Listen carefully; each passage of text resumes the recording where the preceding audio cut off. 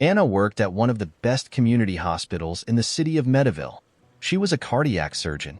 It was her dream. Her mother didn't like her daughter's choice to spend her life in the operating room, but saving lives was a beautiful mission. Anna was a fragile and calm girl. She could have been a neurologist, an ophthalmologist, or a therapist, but she firmly said, "No, I want to operate on people." During her time at the hospital, she showed her best side, and the management had already entrusted her with a complicated surgery. They often even called her on weekends and holidays. "Dear, if you keep dedicating all your time to work, you'll never get married," her mother said. "Mom, marriage is not the main goal in life," Anna responded. "You're crazy. You're a woman, and you know that women age faster. Time flies. The clock is ticking," her mother said. "Then let the clock take me," Anna replied indifferently. The last time she was in a relationship was in college. She was in love with a classmate, but he cheated on her with her best friend. Since then, Anna had distanced herself from friends, so she wouldn't have to endure all that pain again. But she was beautiful, blonde curls, porcelain white skin, brown eyes. She was like a doll, but this doll had a steel character. Her profession was taking its toll on her. That night, Anna had already left the hospital after a long day. 2 surgeries scheduled in the morning, and then she operated on a guy after a car accident for several hours. Now his life was no longer in danger, but she was exhausted. She walked along the hospital park sidewalk, wishing to go to her apartment, take off her boots and coat, and go straight to the bathtub. There, she would spend a whole hour in the snow-white tub in a lavender foam bath. Then she would go to bed and fall into a sweet sleep. Suddenly, she heard a heavy groan. Anna stopped and looked around, perplexed. It was getting dark and freezing that night. Anna shivered from the cold and looked at the nearby bushes, where it seemed the groan was coming from. "Who's there?" she asked loudly and boldly. She walked towards the huge bush, lighting her phone's flashlight. The next second, she saw a man lying in the bush. He was writhing in pain, gasping, trying to say something, but all that came out was a groan. Anna approached, saw the man, and recoiled. He was a homeless man dressed in some rags. He was of a certain age, with very long and dirty hair and a gray beard. The smell confirmed again. He was a man who had hit rock bottom in society. Maybe he had been drinking, she doubted, but immediately realized she was trying to find a reason not to approach him. She immediately felt ashamed. After all, she was a doctor, and it was clear he needed medical help. "Sir, are you okay? Do you need any help?" she asked, sitting next to the homeless man. He looked at her with eyes full of pain and despair and just groaned again, holding his stomach. "I'm a doctor. Let me examine you," Anna said gently, touching the poor man with her hand. The calm voice and the kindness she had long forgotten made her freeze. Anna placed her hand on his abdomen, pressed a few times, and immediately said, "We need an ambulance." Anna dialed the hospital's emergency number and called for doctors. A patient in the park, the receptionist was surprised. Then she spoke, "But you need to call a municipal hospital's free ambulance. Our hospital doesn't accept this patient. It's an expensive and decent hospital." "Without patients," Anna said, "the man needs urgent surgery. He might not make it to another hospital. Send an ambulance here now." The receptionist couldn't disobey the commanding voice of the surgeon, and soon the doctors were running down the park path with a stretcher. When they saw the man, they were confused. "Anna, are you sure we can take him to our hospital?" one of them questioned. "Are you suggesting we leave him here?" she said indignantly. "But he's a beggar, and we work in an expensive hospital," the paramedic said. "First of all, he's a human being. Take him carefully and put him on a stretcher." The paramedics just shrugged and did as the doctor told them. Everyone in the emergency room was also shocked. The nurses turned pale, even the janitors were in shock, and Dr. James, the attending doctor, said he wouldn't do the surgery. "I won't even get near that beggar," he said. "I can do it alone." Anna smiled and ordered the nurses, "Okay, girls. The paramedics from the municipal hospital will take care of this beggar soon," Dr. James said. "And where will they take him?" she asked. "They take all people like him there," the man said. "But it's more than an hour away, and he will obviously worsen if he takes such a trip in this state. He could die on the way," Anna said with a cold look. So you think we should treat all the beggars? Anna, you're in a class hospital where rich people and even millionaires come. He's dirty, he stinks, he could be carrying some infection, the attending doctor said indignantly. A good cleaning of the operating room eliminates all problems, Anna replied and rolled the beggar on a stretcher into the room. The nurses hesitated a bit, but followed Anna. They knew Anna was right, but what would the chief doctor say about this? Dr. Santos had already left, but he would find out later anyway. Girls, I take full responsibility, Anna said, seeing the doubt in the nurse's eyes. Hurry, wash him, and I'll go to the operating room to prepare everything. The old anesthesiologist, Dr. Brown, didn't say a word. He was a man of old habits, just like everyone in the operating room. He appreciated Anna's attitude and tried not to think about the chief doctor's reaction. But he didn't doubt that Dr. Santos, the chief doctor, would make a scandal. The operation was successful, though with difficulties. Anna, you made the right decision. If he had been sent to another hospital, he would have died, Dr. Brown said to her. Yes, that's exactly what I've been trying to tell everyone, Anna agreed. But be ready to be reprimanded by Dr. Santos, the anesthetist warned. But why? Isn't Dr. Santos human? I think he will understand, she said. First of all, he's a businessman. I mean, who's going to pay for this? He doesn't even have an identity, Dr. Brown reminded her. Jesus, he'll stay in our hospital for just a few days, then we'll transfer him to the municipal hospital. She was very naive, but Anna was sure the chief doctor would understand her. She returned home only after midnight. She had already forgotten about the bath. She just washed her face quickly, went to bed, and collapsed onto the pillow, falling into a deep sleep. In the morning, a phone call woke her. It was the hospital's chief doctor. He was yelling on the phone, saying that Anna was causing antigenic conditions and violating regulations. What should I do now? Put the hospital in quarantine? Dr. Santos shouted. But why? I mean, we did all the tests. We even did a chest x-ray on that man. There's nothing wrong with him. He's healthy, Dr. Santos. He would have died if we hadn't operated on him, Anna replied calmly. But why do you care? Is he your father, brother, husband, or friend? That beggar is already dead to society. Such a man has no place in the world, the chief doctor said. Dr. Santos, sorry, but your reasoning is not that of a doctor, Anna dared to say. You dare to talk like that to the chief doctor, he shouted. You're fired. We'll deliver the dismissal papers, and you can forget your salary and labor rights because they will cover the hospital's losses. What losses? Her hands were trembling. Then the chief doctor hung up. Anna was beside herself after the conversation. She didn't even notice the tears streaming down her face. She just stood by the window, and the tears rolled down her cheeks. Dear, are you crying? Her mother slowly approached her. Who were you talking to? It was the chief doctor, Anna said, wiping her tears. Mom, I got fired. Then she told the whole story. Her mother listened and just shook her head. My God, what a difficult time we're living in. Does he think you did the wrong thing? The woman wondered. Mom, all that matters to people like Dr. Santos is status and money. Human life has no value to him, Anna said. It's okay, dear. Don't worry. You did the right thing. I'm sure someone in heaven is watching everything that's happening. Everything will come back to you tenfold. Her mother hugged Anna. I hope so, but I'm unemployed now. How will we survive? I'll look for a new job, but I think Dr. Santos will make sure I'm blacklisted from hospitals. In that case, I won't get a job at any hospital. Well, whatever. You could be a pharmacist. I mean, they make good money, her mother said. Mom, only surgery. I'm used to saving people, not selling medicine. But maybe you're right. We'll see, Anna sighed.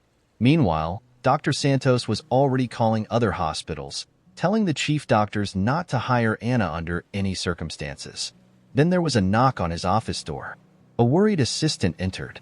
Dr. Santos, we have an inspection today, his secretary said nervously. I just received a call from my friend. She's a secretary at the Ministry of Health.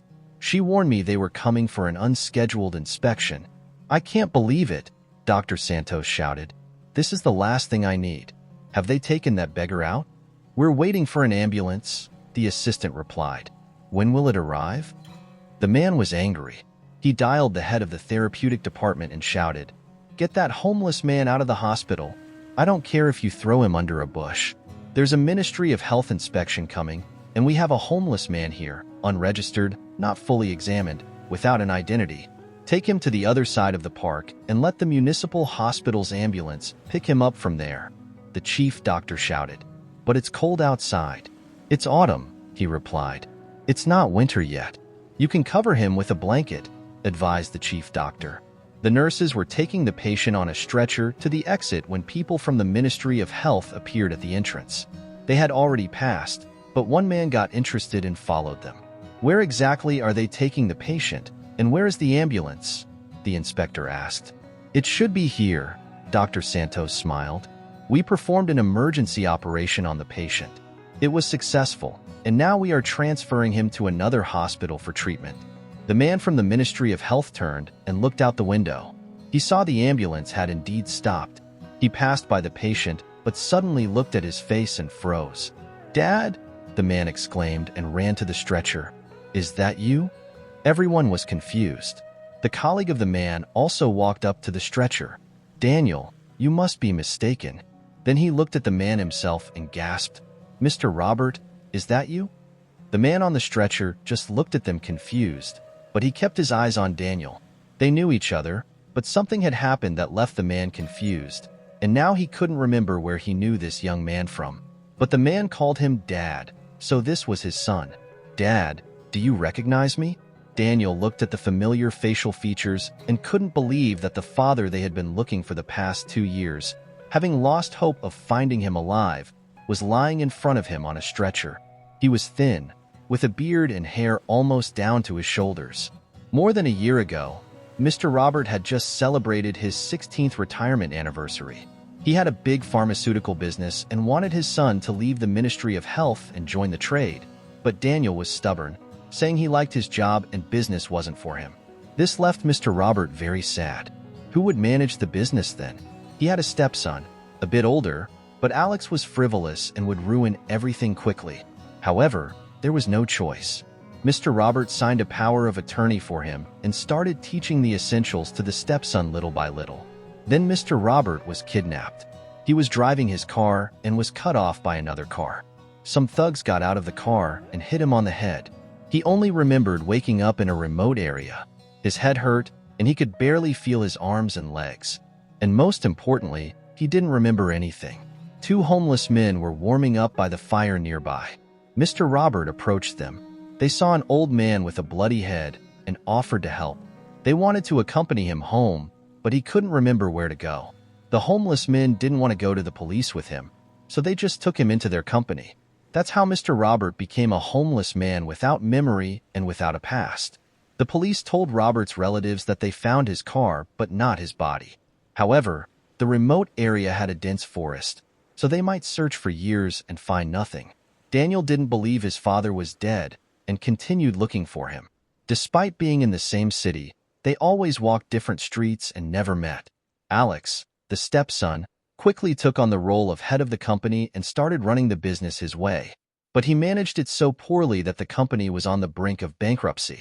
Daniel was furious because his brother almost drove their father's business to ruin.